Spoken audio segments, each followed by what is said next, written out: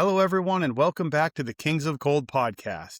My name is Brad Gates. I am your host, a C38 refrigeration contractor in Southern California. I'm the founder of Cold King Mechanical, a refrigeration company doing industrial and commercial refrigeration. And today I'm extremely excited to announce our guest for today and have him on the show.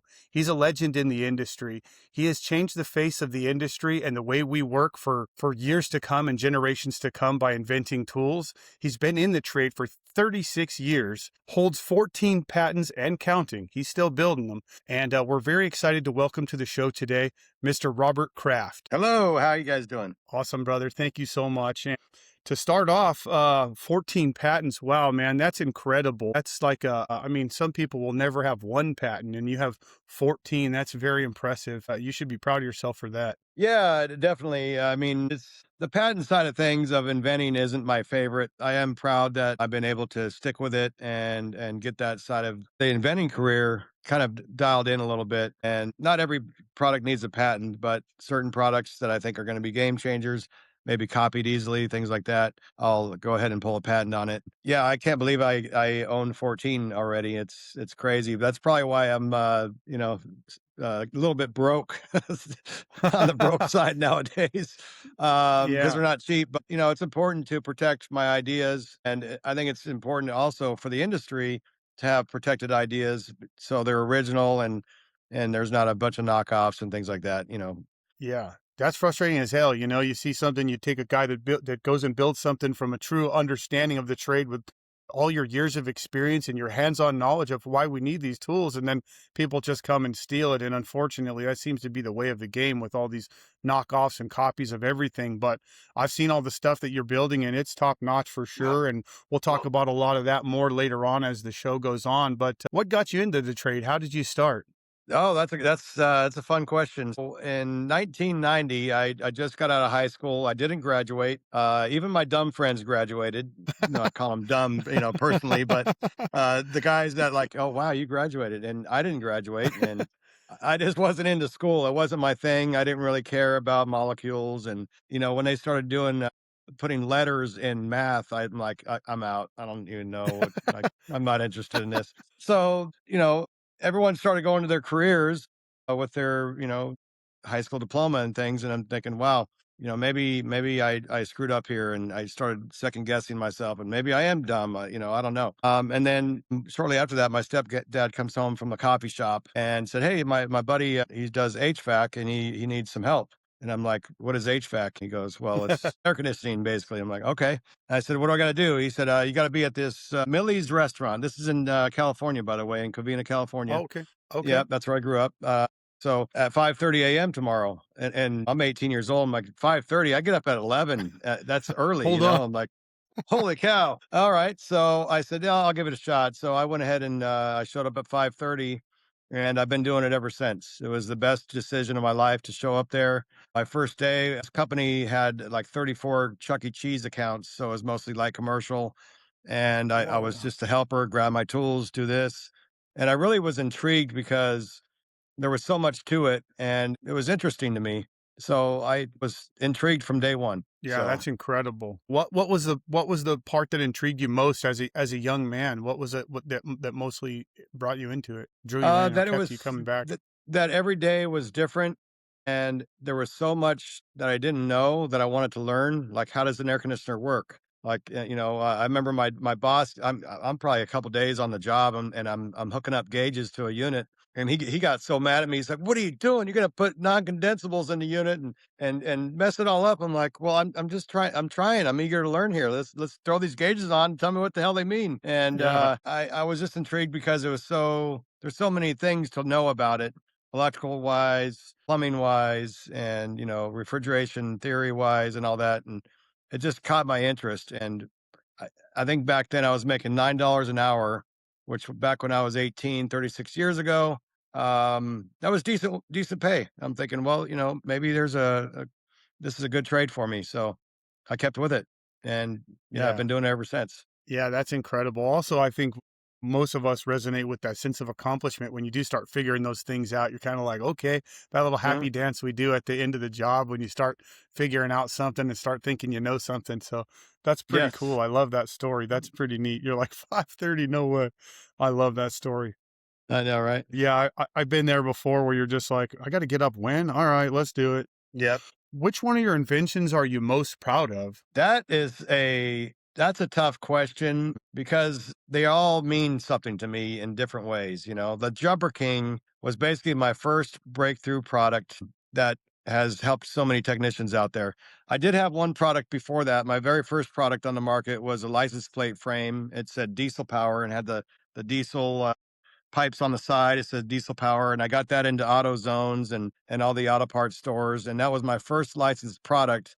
But it wasn't HVAC. But it was like, oh, I came up with that. I drew it out on a piece of paper and got That's it on the cool. market, and so that was pretty cool. But the Jumper King is kind of like my flagship product and kind of what put me on the map. And I didn't really know at the time that it was going to be a successful tool, or, I just knew that I liked it and I was tired of using jumper wires to jump systems out and short cycling compressors. And, I was just ready for something new. And if you want, I can go into how I created the Jumper King. Yeah, I would love to hear about that. Yeah. So fast forward, I'm in Colorado now. I moved there in 2010 after the economy crashed and had to start all over. Wow. Anyways, I'm out there.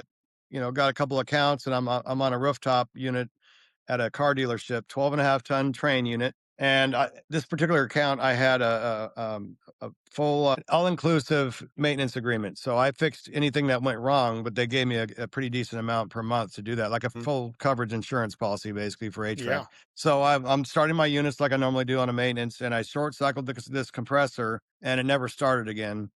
And I know that doesn't always happen, but I basically blew up this compressor with jumper wires because I was trying to jump R to green, green to Y, Y1 to Y2, and hmm, clicked it and it never started again. So I don't know if it was a faulty compressor to begin with, but needless to say, I'm like, I wish I had something that I can hook up and just turn switches. And then my brain went off, and I'm like, that's what I need. So I immediately on the rooftop Googled, like, the what I was looking for, and I really couldn't find anything. So then right. I'm like, well, I'll go to Home Depot, and I already envisioned what I wanted to do. I bought a 2x2 gang box plastic, and I drilled holes through it, and made my first prototype. And it had one switch, but it energized 5 circuits. So it was plenty of circuits for my 2-stage equipment, things like that. And I took that to work after I built that, and I was so excited because I hooked it up, and I turned on the unit, and boom, the thing came on. I'm like, this is great. And so I Yes. had that, I was using that for a while, and then I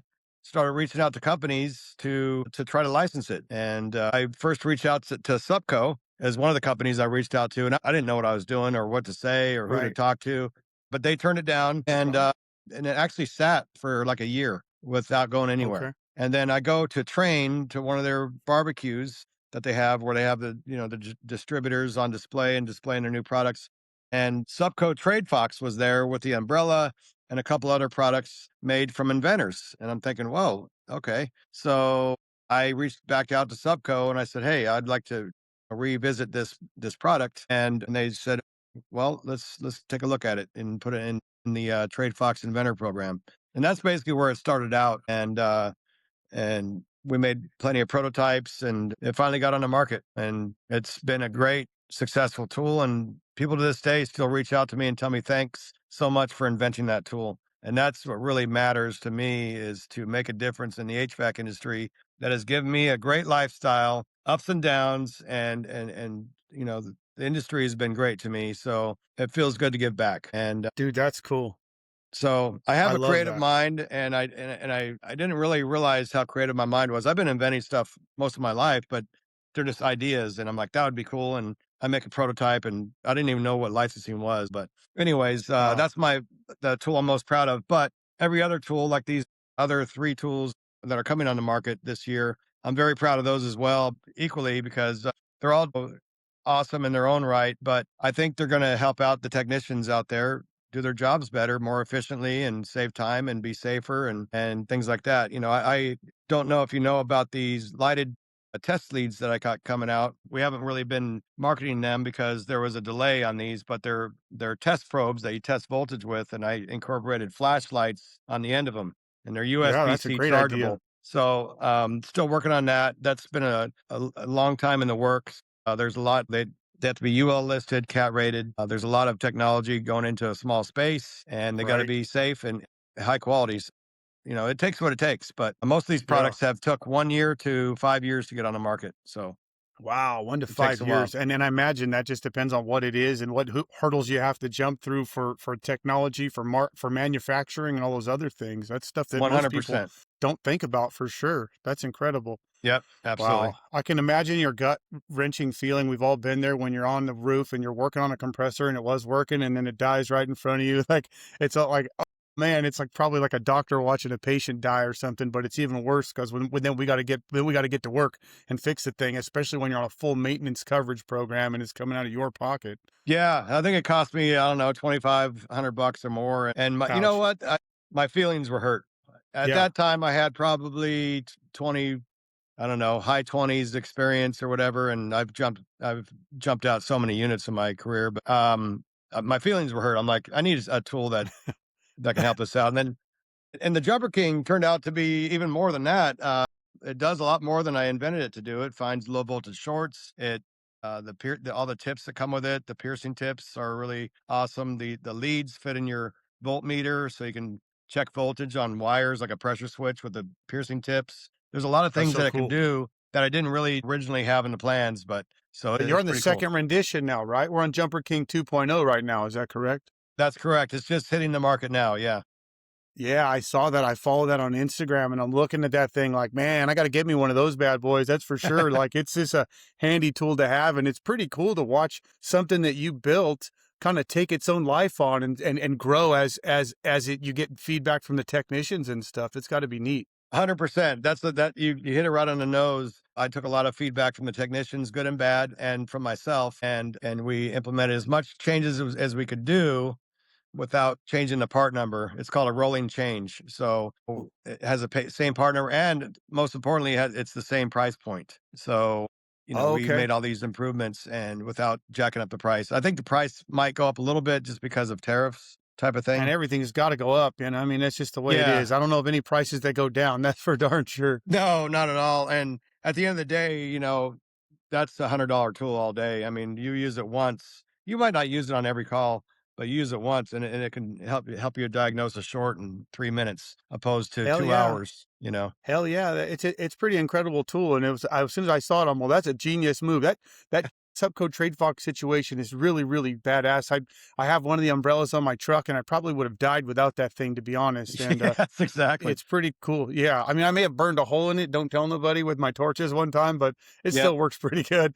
The Yeah. tape will fix that. But those tool I'm super excited to get my hands on of yours is the 3-port core removal tool. That thing is just impressive, man. And as soon as you see it, you go, "Whoa! How come we haven't had this before? This is something that it seems like we should have already had this 20 years ago, and we didn't." And it hmm looks like you're bringing it to market real soon. I think it's Navac, right, that you're bringing it to market with? Yeah, Navac. Yeah, they're a great company to work with. It fits their product line really well. They have their stuff together. They have over 200 in-house engineers. They really care about innovation for sure. And I'm the Wow. first inventor that they've ever dealt with outside inventor that they've ever dealt with. So I'm pretty proud of that as well because Yeah, as you you know, should be. That thing's neat. yeah. It's super cool. Did you mind telling everybody a little quick about like what it is and what it does for the people that might not know that it exists? Yeah, so it's a three-port core removal tool. So, of course, it removes the core. Let me back up a little bit. Back in the day, I used to vacuum down systems with the analog gauges with the straighter cores in. I'd throw my Yeah. vacuum pump on there and come back in a few hours, and hopefully it was vacuumed down far enough. When we started going from the vacuum pump directly with a big hose to the unit with the core removed, to be much faster and more efficient. I've never done that, so going through core tools was a different thing for me. And then once I started adapting that practice, I found myself needing more ports for my Mm-hmm. vacuum gauge or for my nitrogen hose. Most of the ones that came on the market, at least that I'm aware of, you couldn't charge refrigerant through. They weren't rated to charge refrigerant through. Right.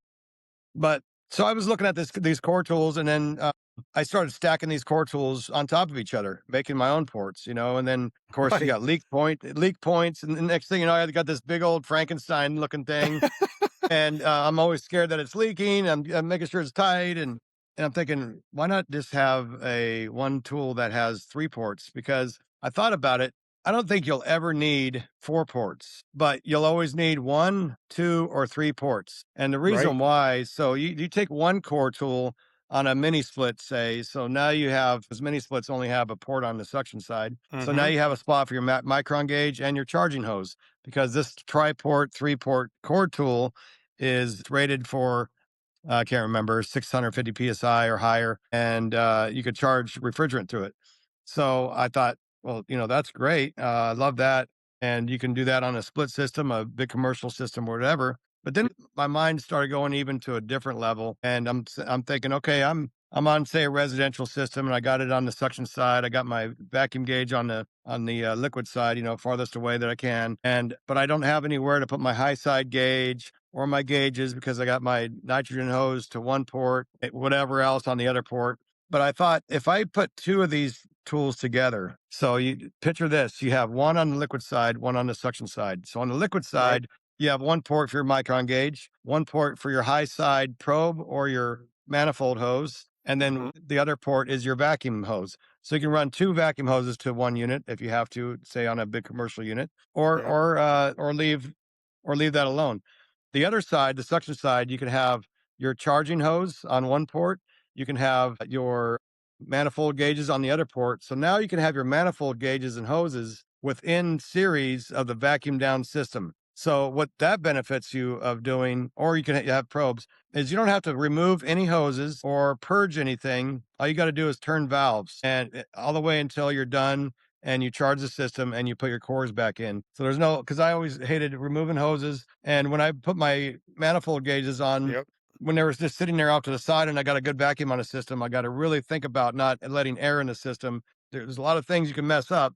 And now you can have your gauges within the vacuum system. So everything's vacuumed down in the vacuum down state. So it's just a matter of closing the valves, opening the valves, and that's it. There's no purging, no removing hoses. So that's the great thing about two of them. But one is very beneficial as well. It's a lot less chance of leak points, and so you could do so many combinations with one, and it brings it to a whole new level. If you use two of them, you That's can, incredible. you got a 20-ton rooftop unit with two 10-ton circuits. You can put one core tool on each circuit and vacuum it down that way, and have your gauges on there, ready to go. I mean, I can't wait to do videos on this to show even myself all the capabilities it could do. Yeah. Yeah, and that's incredible. I'm looking forward to those too. And what's cool about it, just like with the Jumper King, there's going to be dudes doing stuff that you hadn't even thought of with it. And who knows? I mean, I don't want to jump too far ahead, but the next iteration of this thing's going to look like a spaceship. But it's already Yeah. pretty cool looking for the people that haven't seen it. It's like all blacked out, badass looking. It's got Mhm. magnets on there so you can put your core over here for safekeeping because nobody Mhm. likes going. We've all done the like.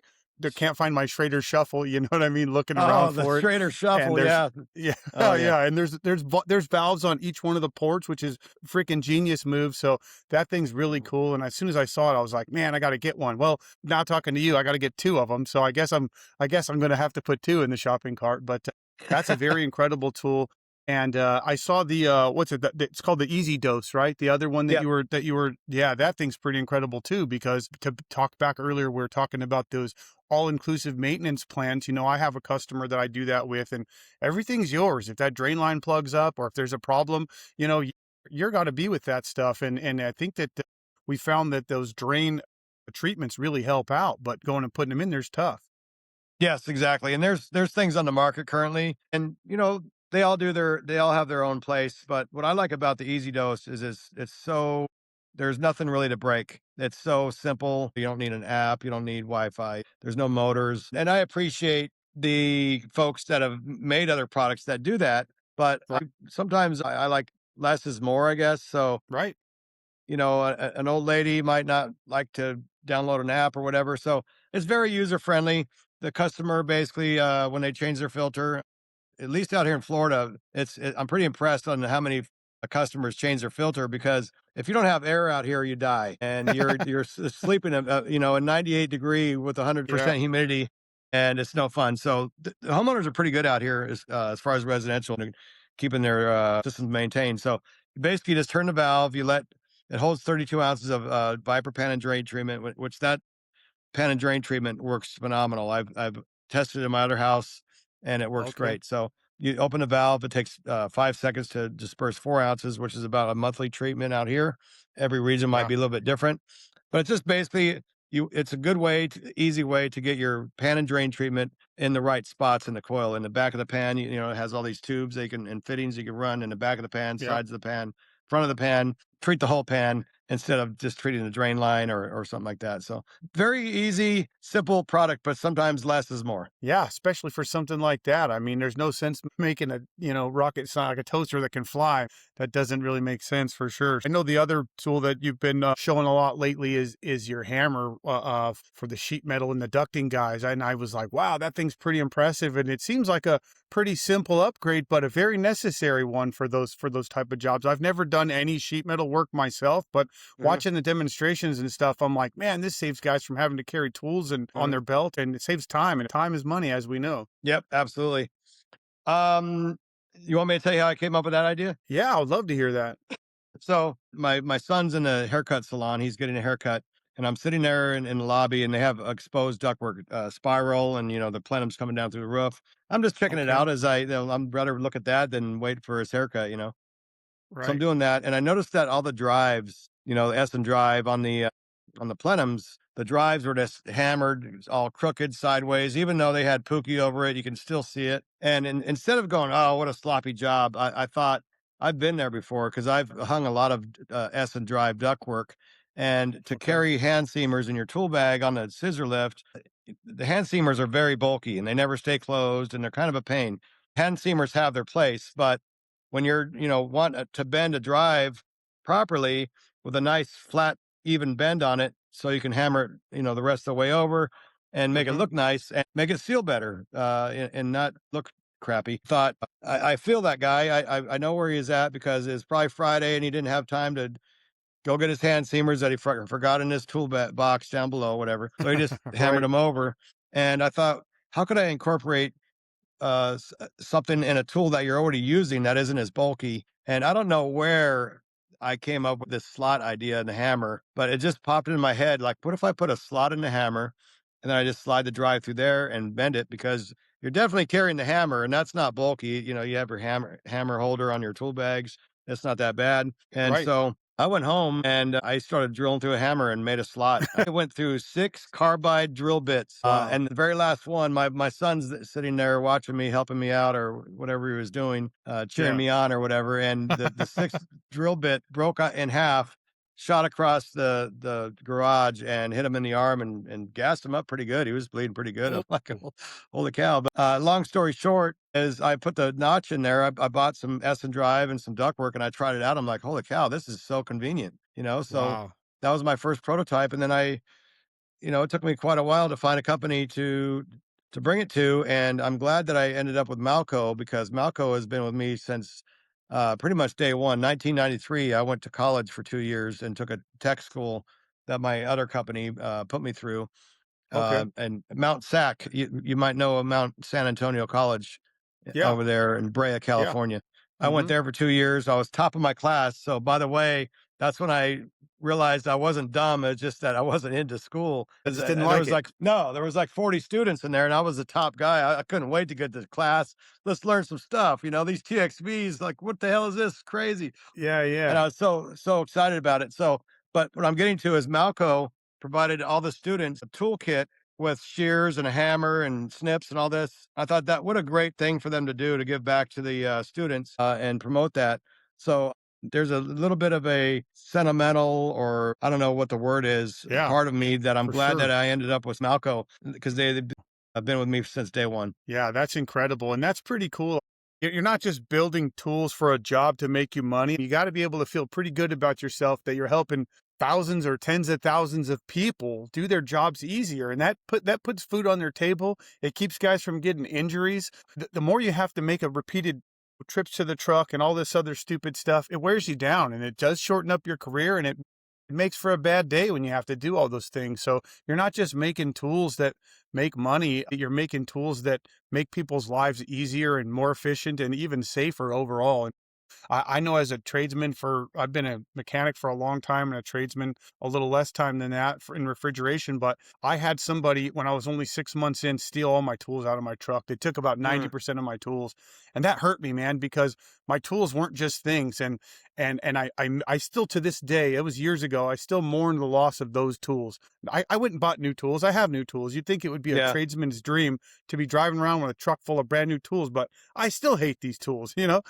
yeah, I miss my old tools that I love, that I've been in the trenches with. Some of them I got from friends that are no longer with us, and you can't uh replace that stuff. So when bastards steal that stuff, it's like a little part of you disappeared. So it's pretty cool that you get to make those tools that people are going to buy and have forever, you know? So that's yeah, pretty badass. yeah. You should Thank be you. proud of that. It's very. I pinch myself daily because I'm not. A lot of times I don't realize the impact that these tools have. Until someone reaches out, and it's like it's crazy. And then to see them on the shelves at, like, all the supply houses, and that's a whole other level of excitement. Like, I walk into my local one, and no one knows who I am really, and not that I care. I'm a pretty humble guy, but Yeah, I look over there and the shelf and go, I made that. I that's remember cool. the first day I came up with that thing, and it's on the shelves, at the supply house. Unbelievable. That's so badass. What a cool thing and what a cool feeling. Thanks for sharing that with us. That's pretty badass. Mhm. I couldn't imagine seeing something I invented sitting there on the shelf. You're like, whoa, look what I did. That's pretty neat for sure. Definitely a surreal Yeah. moment. Kind of like, whoa, hold on, is this really happening? I thought that when Yeah. I first saw the umbrella that Trade Fox makes. I'm like, wow, somebody out there's still up on a roof fixing a damn AC unit, and he's probably camped out under his own umbrella. It's pretty Hmm. cool Yeah. stuff. So that's Yeah. pretty neat to be sitting here talking with you now. Yep. Absolutely. Yeah. That's Thank cool. you. So you've been in business for yourself for 26 years, is that correct? That's correct. Wow, that's incredible. Tell us a little bit about that. How was it starting your own business, and what was those beginning years like for you as a young business owner when you were first starting out? Because that's kind of where I'm at now. I'm still in my first 5 years, so this is Mhm. a part of talking to you that I'm very interested in. Absolutely. So, I was about 10 years into trader, so I guess I knew enough. I was just kind of frustrated because I was bringing in, probably, this is back way back when, in what, 2000, 1999, 2000.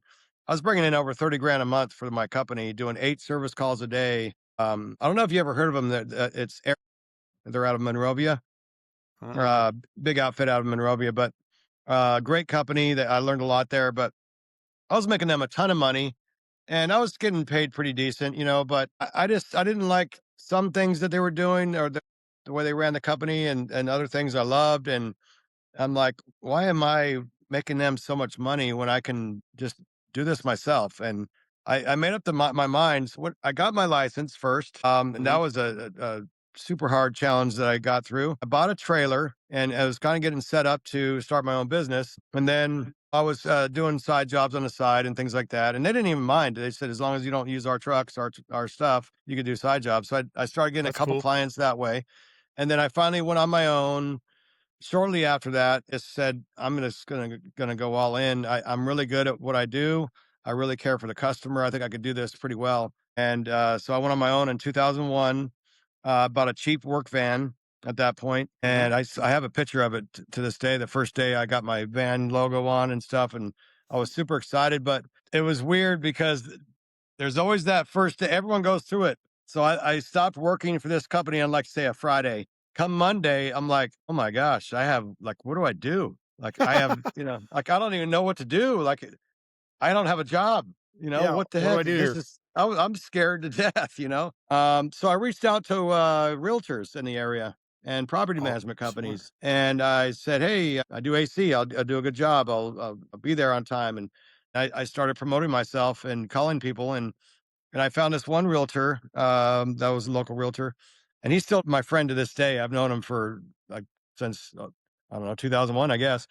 Wow, Still a that's great, cool. great guy, great friend. But he really got me started because he was a pretty prominent realtor, and still is. So he had a lot of clients, and he knew my story, that I was just trying to start out. And he got me a lot of tune ups and repairs and things like that. That's basically where it started. And then I grew that up to By the time about 2006, I had 5 guys. I had a shop. I had all brand new trucks. I was in 9 phone books. That's back when phone books were a thing. Front Wow. page, full page ads in the phone books, and I was making near $1 million a year in my 30s.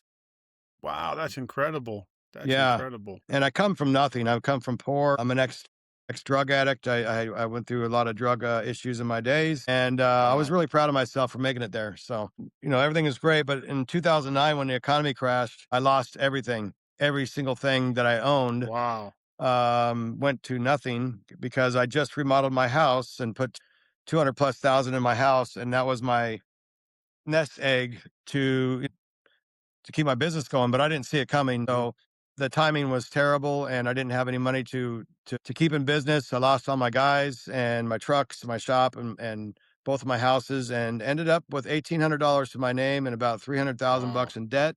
And then I took me and my ex-wife, but my wife at the time, and my 3-year-old son. We moved to Colorado and started from scratch, zero, didn't know anybody, with $1,800, and just hit the Wow, road that's incredible. and found a rental and started from scratch. And So you had to rebuild from scratch once you got to Colorado. How was that? You must have been like kind of freaking out at that point. it's tough. It's hard not to get emotional over it because I remember my son holding an American flag out the window. I'm in my one work van that I was able to keep, my crappiest work van that was paid off. I was able to keep that. My Hmm.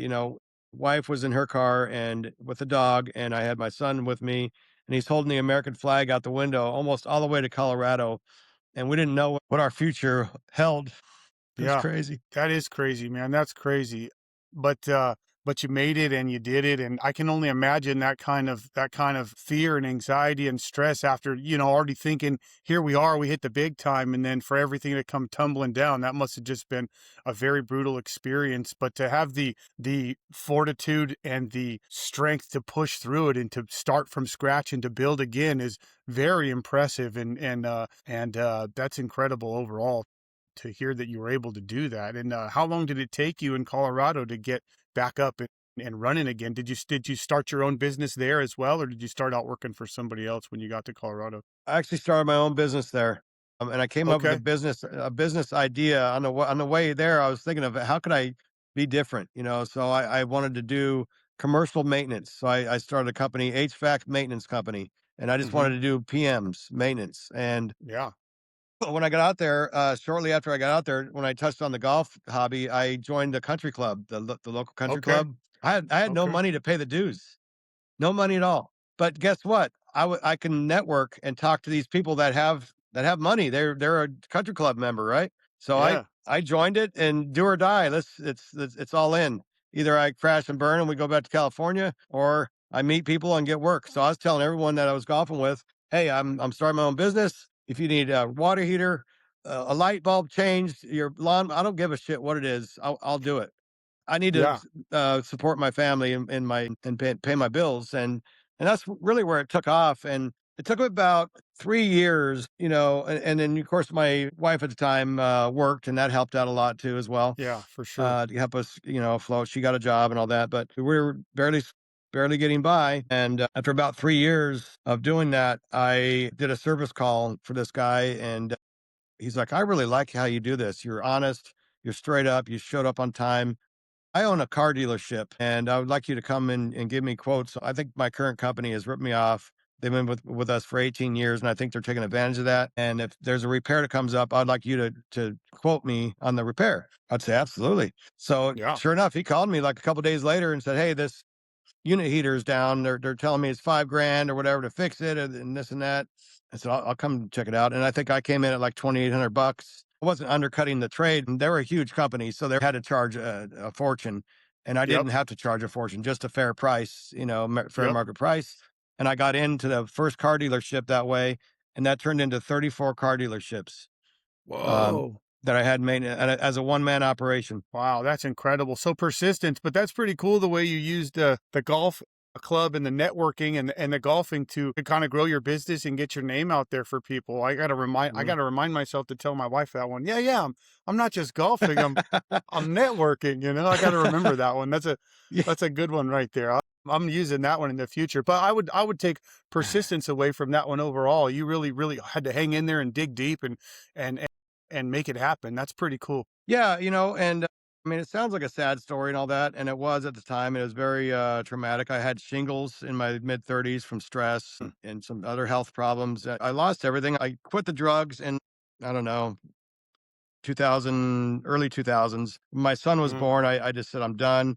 And I got my life together, and I was doing things the right way. And then it all got stripped away from me. And instead of feeling sorry for myself and going out and doing more drugs or whatever, I decided to keep on pushing. And what I'm getting at is all these hardships, and I have more hardships after that, have taught me a lot about how resilient I am. So it's taught me a lot about myself. And so nowadays, I'm not afraid of failure. I know what I'm capable of. I'm Hell not yeah. afraid, I'll try something. If it don't work out, I go to the next thing, and so I I love really have that. nothing to lose because my worst case scenario is some people's dreams. Yeah, that's beautiful. That's beautiful. So I learned a lot out of all these hardships. I really learned a lot, and it was good for me to go through them, to be honest with you. And I'd probably do it the same way again if I could do it over again. Oh, that's an incredible story. They say you learn more from getting your ass whooped than from whooping ass. That's for sure. So, and I've been through that myself. I was addicted to drugs at a very young age as well, and I didn't finish high school either. So, a lot of your story resonates with me extremely well, Mhm, and down to my core level because a lot of those things were the same situations for me. So, I mhm, hear you on all that stuff loud and clear, and good on you for making the right choice whenever the chips were down and you didn't get back into the drugs because a lot of people fall into that trap and you dug deep into yourself and believed in yourself. That's pretty incredible. So, Colorado, you got all those car dealerships and you were kicking ass over there. You say how many? mhm. 32 car dealerships at one point out there? Yeah, 34. Yep, 34. Wow, that's yep. incredible. That's incredible. And that's primarily what you did out there in Colorado was do the maintenance and repairs for the car dealerships? That's all I did, 100%. No Okay. residential at all unless, friends or well, I didn't have any family out there, but friends. But Yeah. yeah, so I structured it to where I was getting a monthly payment from all these dealerships, and my monthly payment income was phenomenal. So whether I Mhm. worked or not, and so what the way I handled it as a one man show is I had a 14-foot trailer that I'd tow with one of my big trucks I had, and I'd go Mhm. to just pick up my filters. I'd pack it full of filters. I'd park it at my house. At that point, I had some land. By that time in my career, I was able to buy a house, crappy little old little house, but on a nice piece of Mhm. property, so I could park trailers. And Mhm. I would just take out, whatever dealership I was going to do that day or a couple dealerships, put it in my truck and go do the PM. And that would take me about a month or so to go through all the buildings. And I'd do that every quarter. And then in between time, I'd be on call. So they would, hey, we got this accounting office that's not working, we need you to come out. The cool thing about that commercial was I could be out there golfing and I'm still making a decent monthly income. So it's not like I'm not Yeah. bringing in money, whether I'm sitting at home or not. I'm out there Yeah. golfing. When I get a service call come in, I would either finish that 9 or depending on the emergency of it, or if it's just a normal call, I'd finish my round. I'd go home and get my work clothes on and I'd head to the job and I'd be there in a couple hours. And in I the love that. commercial world, that's insane. Like, oh, wow, that's great. Thanks for showing Yeah, up that's today. super quick. Yeah. No, I have like they call it total care package for my customers that want complete coverage for everything. So kind of the same Mhm. idea, but you were doing it obviously way before me, that's for sure. Oh, so I had a lot of freedom, you know? Yeah. I could, take my kid to events and, if I had to leave and go home and get changed, and be to a service call in a couple hours, that was acceptable to car dealerships. They loved it. Same day service Yeah. is amazing. So, Yeah. and that's the thing I liked about it is if a call came in late, all right, I'll be there tomorrow, before noon or something. Okay, cool. So I could do Yeah. whatever. And as long as I'm there by 10 or 11 a.m., I'm the rock star. So, it provided me a lot of a really good income and a lot of freedom at the same time. So I really like that business model. Yeah, that's great. I love that. And you're still operating as a single owner operator. Is that correct? I mean, sometimes I find that hard for myself, but also it seems terrifying to try and level up and have employees and do all those other things at some point. So, I mean, Mhm. obviously you're still doing it and you're probably doing just fine for yourself. So you still think that that model is highly effective? Oh, absolutely. Now out here, I have a different model out here. So I Okay. live in a series of, there's 4 gated communities, and I moved to this kind of a community because in Colorado, I was on 3 acres, and my kids had no one to play with. They were very bored and things like that. So when we Hmm. moved out here, I made sure I moved into to a community, which I'm not a fan of. I'm in an HOA. Oh They no. how that could be, but there's Yeah. good schools. My daughter and my son's older now, but my daughter has local friends that she can go across the street and play, and so I did it for my kids really. That's So cool. now I got on the Facebook group and I dominate all four of these communities, which is about maybe a few thousand homes at least. And so Hmm. the word has got around that to call Robert with their champions. So I don't even Okay. advertise. I just take care of these four communities basically, and that's my business, Wow, that's residential. incredible. Good for you. I do very little residential. Like I say, my background was huge industrial refrigeration, warehouses, Right. ammonia plants, stuff like that, real big stuff. So I Mhm. started doing light commercial restaurants, bars, gas stations when I started working for myself. But I'm Mhm. like you said earlier, if a friend or a neighbor, I fixed my elderly neighbor's AC before, I fixed their heater before, my wife's parents' AC goes down or something like that. I've fixed my own AC multiple times. So I also do commercial air conditioning for my customers. But I just find the residential stuff hard to keep track of all the customers. I just recently started using Jobber. I don't know if you're Yeah, I have familiar that. with it, but Oh I just yeah, I started have. recently It's using great. Jobber, and that made my life a lot easier for sure as far as It's tracking work orders and sending quotes and stuff. You can put pictures on the work orders, so Yep. that's a pretty cool program. No, that's a great program. Yeah, I have about 200 residential customers probably right now. And I can't keep track of I've been telling my customers, "Put it on your, calendar to call me because I can't keep track of it anymore." Um, but I don't like residential, but, it works for me, and it lets me work on my inventing career. That's really what I'm, excited about. I'm excited about Yeah, HVAC, but not like my prime was in my 30s and early 40s. yeah, yeah. Now it's like I enjoy it, but I'm really into the invention thing. I'm like, wow, I think I got a knack here. I got something here. God gave me a creative mind.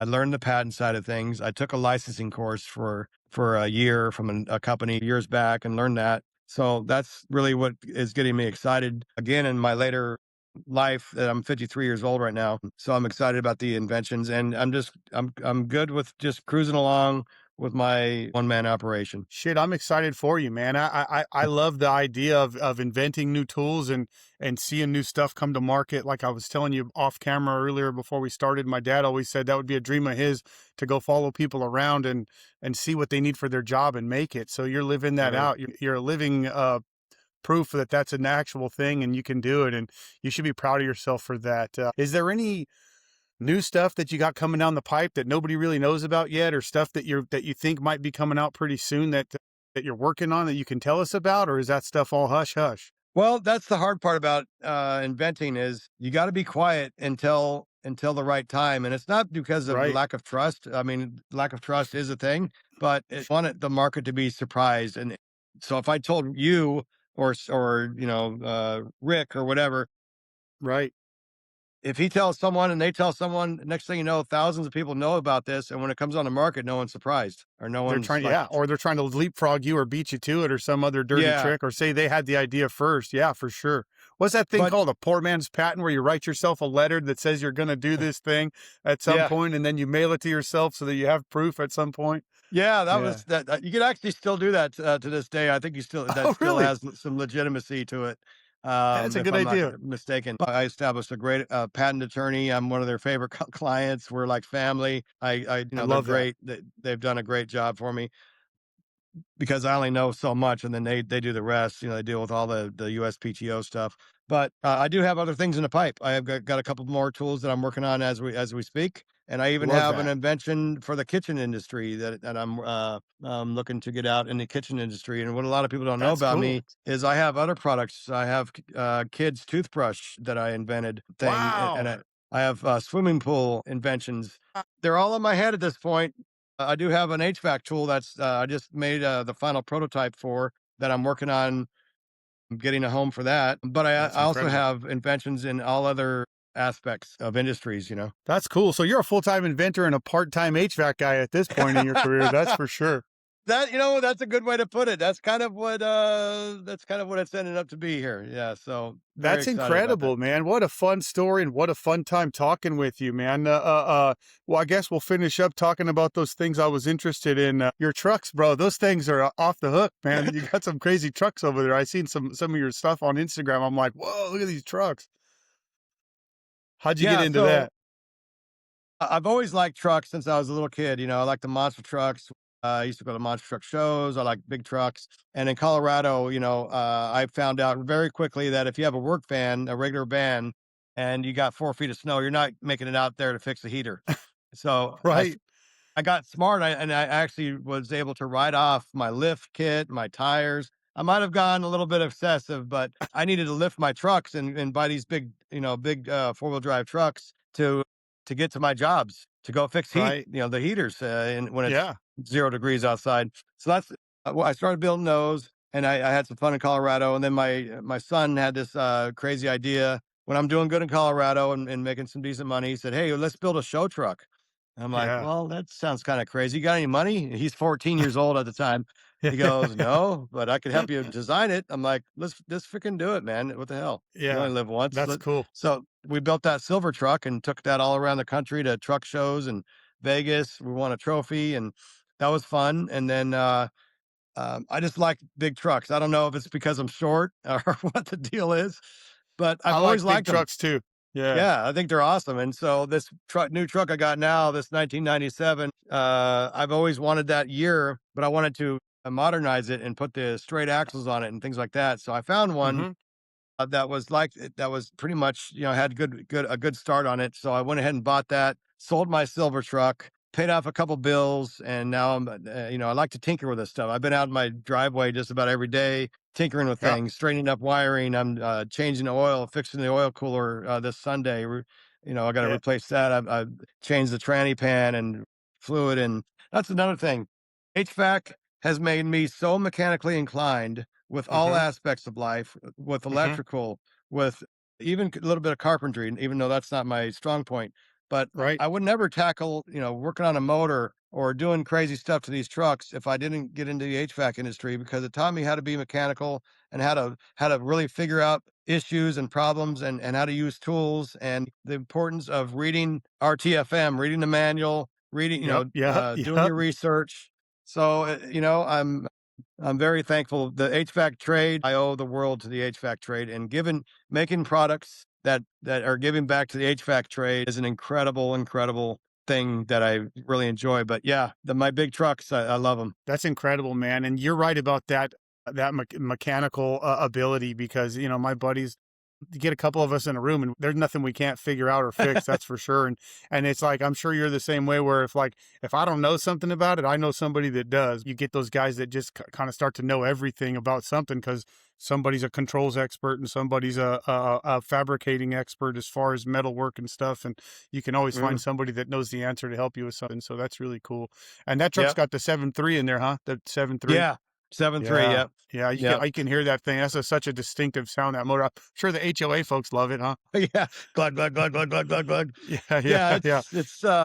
I've always liked the 7.3s, and, I actually had a four-wheel drive 7.3 van, extended van in Colorado for a Okay, while. okay. Yeah, That's badass. that's when I started learning how to work on the diesel motors, and, I put external fuel pumps on them and changed turbos, and did the light stuff. I don't do, like, head work or nothing crazy like that, but Sure, sure. you know, top end work I can do, fuel Yeah. systems I can work on. I have a blast with it. It's fun.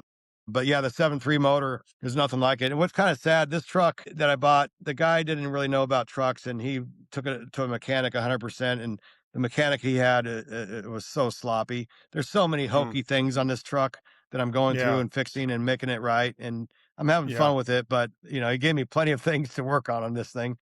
Maybe a little less would have been nice, right? Yeah, for sure, like an oil cooler leak that he didn't tell me about. I gotta replace that or fix that Sunday. That's gonna be a messy, dirty job, but Yeah, whatever. they don't mention that stuff when they sell the stuff. So that's Yeah. pretty incredible, man. And good for you. It seems like you're living your best life and you got it figured out. And I really love the part, and it resonated with me so much when you were talking about like I'm not really afraid anymore, because I've been Mhm. through hell and back, and I've gotten back up and dusted myself off, and here I am. And that's such a Mhm. powerful thing. And I appreciate you sharing that with us and bringing that to the conversation. And I guess to close out today, I would have to ask you, what advice would you give to a brand new technician or a brand new, let's say a young man or woman coming to get into this trade and thinking of maybe if HVAC or refrigeration is a career for them? Yeah, I would say do it. And I would say be a sponge and learn as much as you can, even though you're a technician or you're a helper or get my tool or do that. Learn what the company is doing, how they work, learn how to deal with customers, learn all aspects of business because if you want to own your own business someday, you're going to have some insight on on what works and what doesn't work. You got to stand out Hmm. above the crowd. A good installer knows service and a good service tech knows install. You got to know a little bit Hmm. about both because there's a lot of service calls that have to do with bad installs or incorrect Hmm. installs. So I would say, start out maybe doing installs and a helper and things like that. Get your feet wet on that Yeah. and ask questions. Maybe ask your supervisor, like, what does this do? Like, like if it's a hot service igniter or whatever it is, like, what is that? And Right. just ask a lot of questions. And I wouldn't be where I'm at in my career if it wasn't for me not asking questions and other fellow technicians teaching me. I've learned a lot through Yeah. a lot of people, so be a sponge, try to stand out above the rest. If you dress kind of sloppy or not so professional look normally, that's great. But when you go to work, you throw on your work clothes and you throw on your work mindset and you're Hmm. professional. You go there and you act professional, you talk professional, and you be, this professional employee. When you get off work, smoke a joint, drink a beer. I wouldn't recommend anything Yeah. else, but Sure. throw on your saggy clothes or whatever it is that you're doing. That's all fine. It don't change as a person.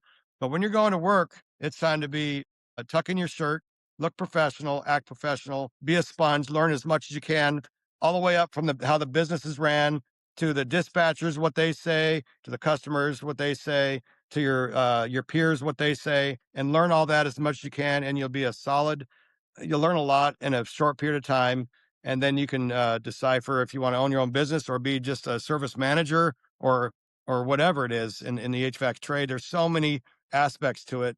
Read books, look at YouTube videos, and the more knowledge you Yeah. have in this trade when you're working for somebody, the more money you make.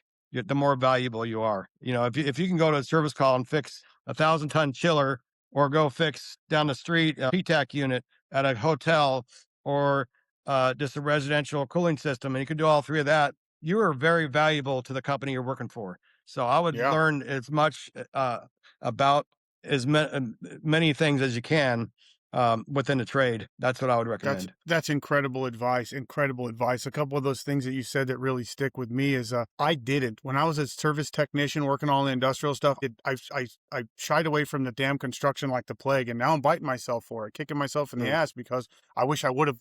I do construction jobs now, and I do them okay, but I'm not nearly as efficient as I would have been if I was learning on somebody else's dollar at somebody else's time. So excellent mm, advice on that, and something for young people to keep in mind in this trade is our conversation is a great point in that. I mean, look at us. Both of us didn't finish high school, former drug addicts, and have been through some things in our lives. And here we are owning our own businesses and making our own futures for ourselves. So, this trade can really bring that to your life if it's something that mm, you're interested in and you work hard for it. And I appreciate you highlighting that. That's a very important point. Where can people mhm. find you at? Where can people find you and your products, and how can they connect with you? So I'm mainly on Instagram at HVAC underscore Slayer, HVAC underscore Slayer, and then Jumper King Official is where all my Jumper King content goes on there. And if anyone is wants to know how the Jumper King works, there's tons and tons of videos on there that show all kinds of stuff. I have demo boards on there that I show all the different things that it does. And for the people that say, "Oh, my jumper wire does that," why do I need a Jumper King? Well, you can take one of the leads and put whatever tip on the end of it and make your own jumper wire if that's all you need to jump out. R to W or something like that. Cause sometimes you don't need to pull out the whole tool. So yeah, Jumper King official and HVAC underscore Slayer is where you can find me. That's incredible. Okay. Well, I mean, I certainly have enjoyed following you. I follow you on those social media platforms and I enjoy it and I appreciate the content. It Mhm. keeps me entertained and I appreciate learning from you. I think that this conversation went so well. We'll have to have you back in the future once I actually got a decent following and everything. But man, I had a real blast and I can't thank you enough for taking your time to sit with me today and just talk about the trade as a whole. The passion about it is so much fun when you talk to somebody else who's also into it. And it's fun to see where you're at, and see how Mhm. you've been able to make a different career out of this career that we Mhm. know as the HVAC trade. And it's pretty interesting. And I've had a great time sitting there chatting with you today. So thank you again. Truly means a lot to me. And look forward to it getting posted out so everybody can check it out. Yeah, likewise. And I thank you for doing what you're doing. You seem like a really nice, genuine person that's a hard worker and that you care about life and that most importantly, that you respect yourself. I'm not trying to judge you, but I can just tell that you're a good guy Yeah. and just Thank you. trying to do good things for you and your family and the trade. Yeah. And I Thank you. appreciate you for doing what you're Thank doing. you, So brother. thank you. Thank you, You're brother. welcome. That means so much. So, Kings of Cold podcast, you can find us on Instagram. Follow, like, and subscribe on YouTube. Check us out. And we looking forward to growing with you guys. Thanks for watching. Appreciate it. See you guys.